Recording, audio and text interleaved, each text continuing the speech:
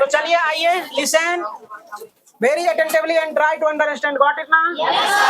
चलो ध्यान से सुनिए और समझने का प्रयास करें। अभी चल रहा था, अभी कुछ देर पहले यहाँ सैलून खुला हुआ था। एक बच्चे अपने मुंह, बच्चे जो होते हैं आजकल जो है ना, कौन कौन सा ये चला है हेयर कटिंग, कटा कटा के अच्छे मुंह को भी खराब करके यहाँ चले आते हैं। तो अभी हेयर कटिंग हो रहा था और तमाम बच्चे जो यहाँ है उनको हमने बाल काट दिया और बाल काटने के बाद उनको जो है ना छिलटू बना दिया हमने, और सैलून से अभी बनवा के आया। एक बार दिखाने का प्रयास करते। इधर आओ तो बच्चे, इधर आने का प्रयास करो।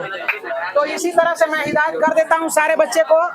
अगर अगर तू लोग जो है ना, देखे, एक बार जोरदार ताली बजाएंगे। देखो अभी इससे हमने इसका बाल काटा है, देखो, देखने का प्रयास करो। और बाल के साथ साथ ये नाखून भी बढ़ा के, बहुत लंबा लंबा नाखून था, तो ये नाखून बढ़ाना मतलब पशुता का ये प्रतीक है। बात समझ रहा ना? तो आदमी है कि पशु? आदमी है ना, तो आदमी के तरह रहिए। अब हवा भी लगता होगा, ठीक लगता है ना? चकाचक 10 दिन गायब रहता है। तो आप रेगुलर आओगे ना? पक्का? चलो ठीक है। मोछदारी भी कट गया है, ठीक है, बहुत बहुत धन्यवाद। चलो देखने का प्रयास करें। इसी तरह से अगर कोई बच्चे ज्यादा बाल बढ़ा कर आएंगे और नाखून ताखून बढ़ा के आएंगे, मटिया उटिया लगा के आएंगे, तो फिर उसका जो है ना इसी तरह का हाल होगा। और हाल क्या, विद्यार्थी जीवन में सादा जीवन उच्च विचार। क्या रे बच्चे? सादा जीवन उच्च विचार कहने का मतलब है सिंपल रहिए, है ना, और ऊंचा सोचने का प्रयास करें, है कि नहीं? तो चलो देखो, और कहा भी गया है अपर रूप भोजनम पर रूप श्रृंगार। नरे मतलब भोजन तुमको जो रुचता है वो खाइए, लेकिन श्रृंगार जो होता है वो दूसरे के अनुकूल होता है। मतलब कि अब जूता महंगा है, एक जरा सा बिंदी 1-2 पैसा का आता है, उसको ललाट पर साटा जाता है। 50,000 का जूता ले लेगा, कहेगा बड़ा महंगा है, इसको कपार में पहन लेते होगा। कपार में कहियो पहना जाएगा जूता रे? चाहे 1 करोड़ का भी रहेगा तो कपार में नहीं पहना जाएगा। तो चलिए आइए चलते हैं, मेन टॉपिक पर आने का प्रयास करते हैं। और आपका जो है ना ये दूसरा लेक्चर होगा, दूसरा क्लास होगा। तमाम बच्चे सुनने का प्रयास करें। इससे पहले हमने पहले लेक्चर में सारे आवेश के बारे में हम बता दिया था। जैसे कि एक बैलून ले लेगा, या भी बैलून कपार पर रगड़ के और बोर्ड में चिपकाने का प्रयास करो, बोर्ड में वो बैलून चिपक जाएगा। अब क्यों चिपक गया? क्योंकि जब घर्षण होता है तो घर्षण के कारण क्या होता है, आवेश उत्पन्न होता है। आवेश जैसे उत्पन्न होता है तो उसमें आकर्षण बल आ जाता है, तो वो क्या करता है, आकर्षण होने लगता है। बात समझ में आ रहा है ना? इससे पहले भी तुम लोगों को बताए थे, जब बच्चे क्या करते थे कि जब स्कूल जाते थे तो क्या करते थे, बोरा से धागा फाड़ फाड़ के, और क्या करता है न जाने कितने कृत करते थे, कागज का टुकड़ा भर दिन। तो यही सरकारी स्कूल में क्या करना था, यही काम है करना था, कुछ होता था थोड़ी ना। कागज का टुकड़ा बनाए और ऐसे ऐसे घस के, हम लोग भी ऐसे ऐसे घस के और ऐसे करके सटाते थे। भर दिन जादू सीखते थे, है ना? जादू सीखते सीखते मास्टरों को लगता था कि सही में जादू है। उतना साइंस डेवलप नहीं था उस समय में, है ना, जिस कारण से उसे भी क्या लगता था, जादू ही है। लेकिन ये जादू नहीं है, ये घर्षण के कारण होता है। क्या, एक दूसरे पर आवेश उत्पन्न हो जाता है। आवेश उत्पन्न होने के कारण से क्या हो जाता है, वह एक दूसरे को आकर। तो हाँ, ये पढ़ रहे थे, लाइन कट हो गया है और थोड़ा सा अंधेरा दिख रहा होगा। अच्छा, तो चलिए, लाइन कटा हुआ है तो देखने का प्रयास करेंगे, समझ में आ जाएगा। तो चलिए, जितने बार मैं लाइन कटा कटा बोला उतने बार लाइन आया और कट भी गया। तो चलिए, फाइनली लाइन है अभी, तो आपको फ्रेश दिख रहा होगा। और कहने का है कि हम लोग पढ़ रहे हैं विद्युत धारा, इलेक्ट्रिक करंट। तो कहने का मतलब है कि हम लोग आवेश के बारे में पढ़ रहे थे बच्चे। और आवेश के बारे में ये हमने पढ़ा था कि आवेश जो होता है तुम्हारा, काला तो नहीं दिख रहा है? अब ठीक दिख रहा है क्या? उसको बंद कीजिए तो अब ठीक है। आप देखो, तभी भी ठीक था। चलो देखने का प्रयास करें। आज थोड़ा सा काफी डिस्टरबेंस हो रहा है ये बिजली के कारण। तो चलिए देखने का प्रयास करेंगे। तो ये भी जो है ना, बिजली भी जो है एक ऊर्जा का स्रोत है। क्या है बच्चे? एक ऊर्जा का स्रोत है। तो ध्यान से देखने का प्रयास करें।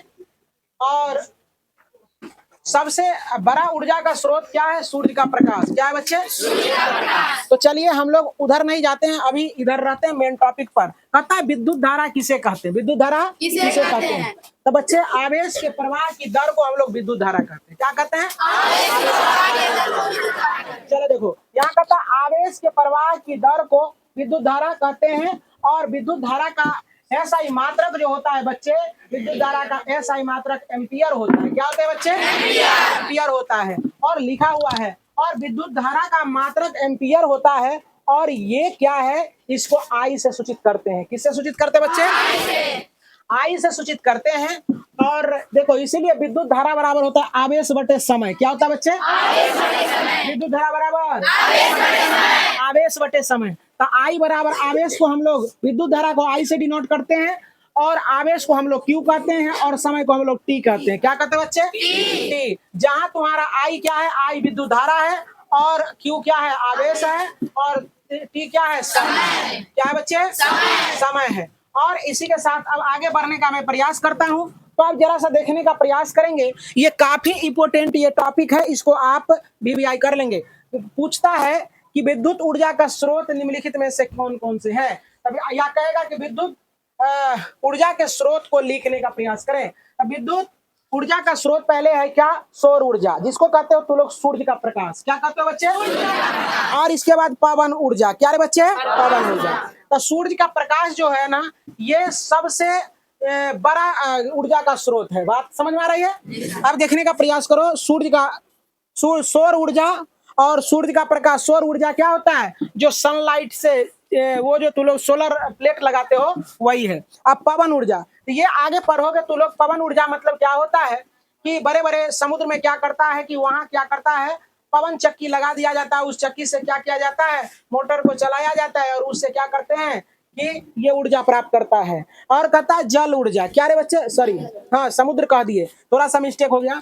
पवन ऊर्जा मतलब कि बड़े बड़े रेगिस्तान वाले जगह में जहाँ की हवा चलता है, काफी हवा चलता है, वहाँ पवन चक्की बड़ा सा पंखा टाइप का होता है, उसको लगा दिया जाता है। और वो जब चलता है तो वो क्या होता है, उसके माध्यम से क्या मोटर जोड़ा रहता है, यानी जनरेटर रहता है, डायनमो रहता है, और उस डायनमो से क्या होता है? करंट का उत्पादन होता है। बात समझ में आ गया?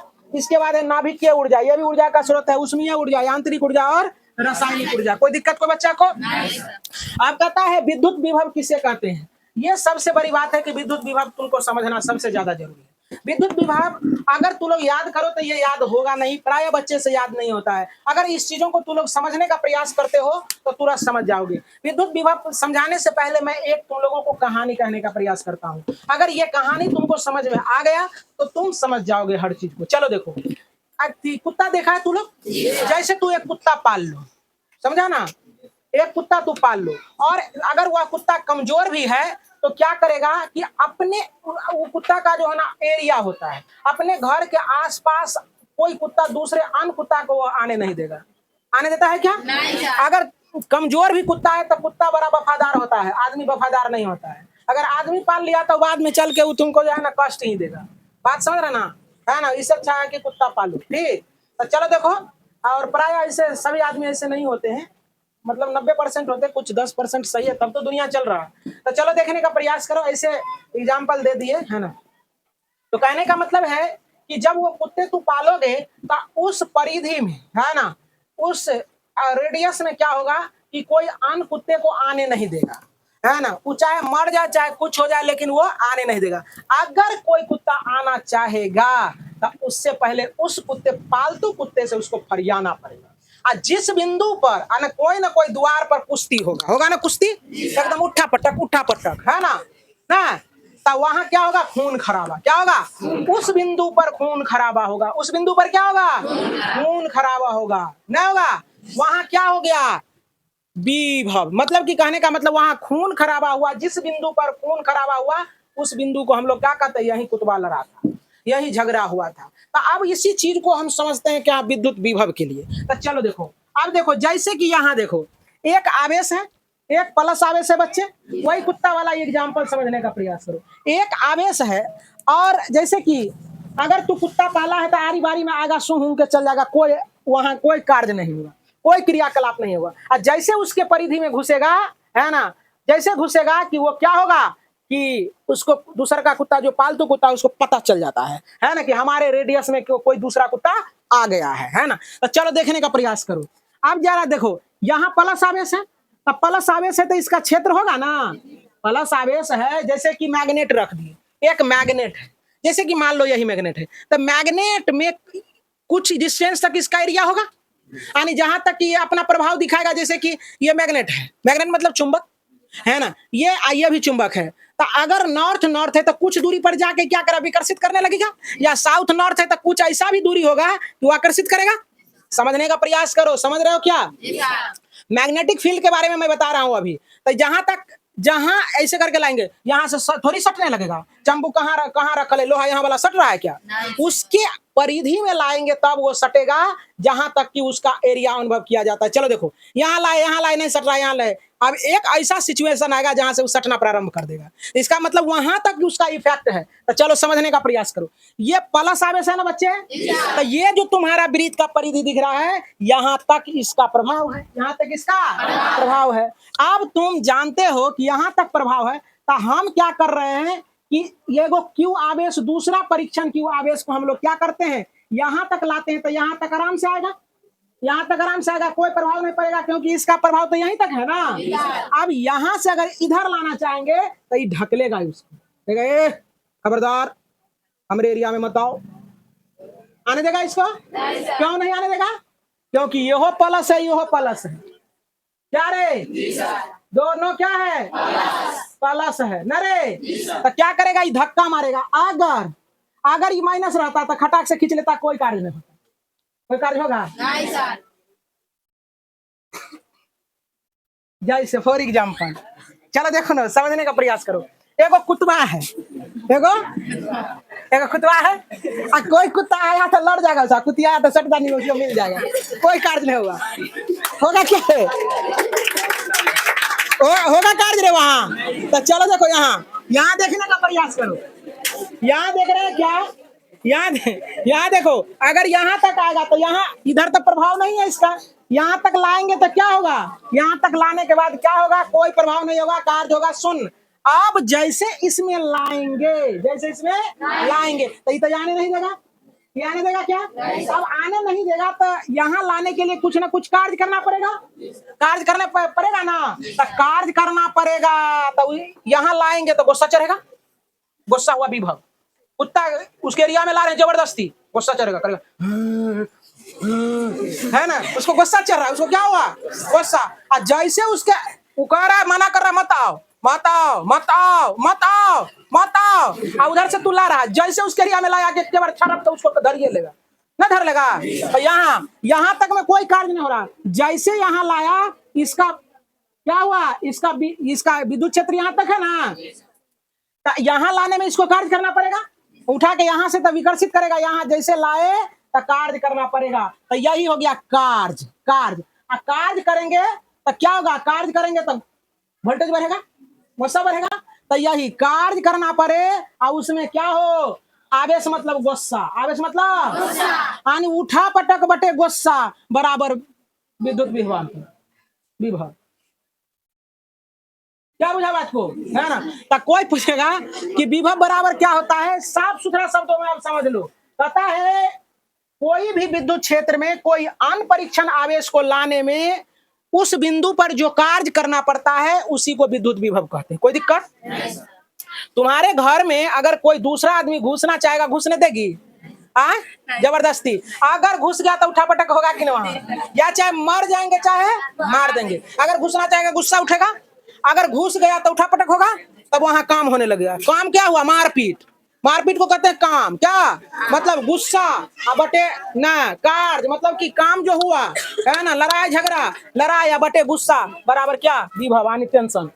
बात समझ रहा ना रे?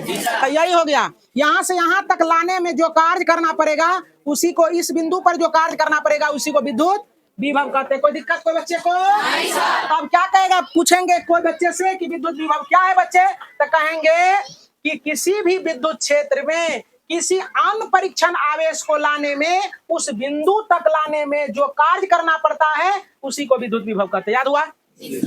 मेरे साथ बोलोगे? किसी परीक्षण आवेश में एकांक आवेश को लाने में किया गया कार्य को उस बिंदु पर विद्युत विभव कहते हैं। कोई ना कोई बिंदु पर लाया ना रे, है ना, तो यहाँ तो आने नहीं देगा, जिस कारण से क्या हो जाएगा? ये विद्युत विभव होगा। अब विद्युत विभव का कोई कहेगा मात्रक क्या होता है, तो यहाँ देखने का प्रयास करो। मात्रक निकाला जाता है, याद नहीं किया जाता है। चलो देखो, तब मात्रक निकालने के लिए W बटे क्या है फॉर्मूला? Q। तो W को देखो क्या कहते हैं? W को हम लोग क्या कहते हैं? कार्य का मात्रक जूल होता है। क्या होता है? जूल। अब देखो, अब बटे में क्या है, क्यू, तो इसको प्रति कहते हैं, तो इसको कहते हैं आवेश। आवेश। तो अब तुम लोगों को पूछेगा कि विद्युत विभव का मात्रक क्या होता है, तो जूल प्रति आवेश। जूल प्रति आवेश, सॉरी यार, आवेश का मात्रक कूलाम्ब होता है। जूल प्रति कूलाम्ब, क्या रे, जूल प्रति कूलाम्ब। इसी को कहते हैं, दूसरा मात्रक अगर पूछेगा और तो इसी को कहेगा वोल्ट। वोल्ट, क्या कहोगे, वोल्ट। बस कहानी खत्म। चलो लिखो।